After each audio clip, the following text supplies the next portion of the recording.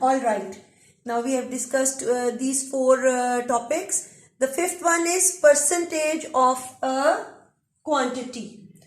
To find the percentage of a quantity, let's see if we have a question. Find 20% of 300 liters. All right. So to find the 20% of 300 liters, I'll write it in a simpler way. How? 20% will be written as 100 out of 100. Of means multiply, and of what? 300 liters is equals to, now I have two zeros in the denominator cancelled by two zeros in the numerator, and I'm left with 20 multiplied by 3, so that becomes 60. And don't forget the unit. You have to put the unit also. So 60 liters. It means 20% of 300 liters is 60 liters.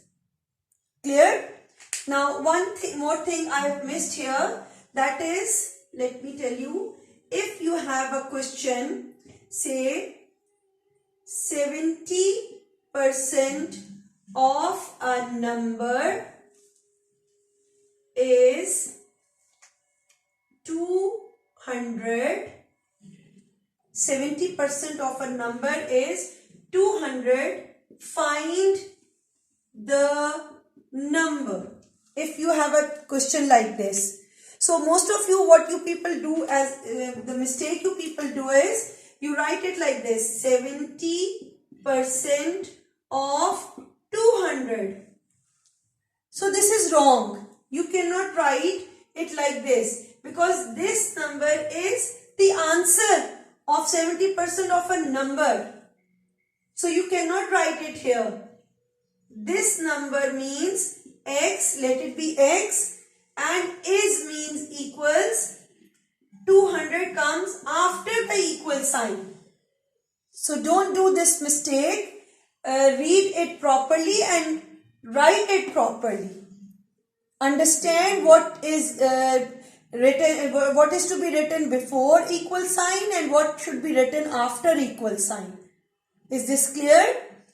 Now you have to solve it. You know how to find it. 70 out of 100 of x is equals to 200. You have to isolate x. If you take the fraction on the other side, you have to take the reciprocal. You know the algebraic rule. You have to convert this fraction into a reciprocal, and then you have to take it to the other side. How? X will be remain isolate. I will be written like this, and 200 multiplied by not 70 over 100 but 100 over 70. Clear?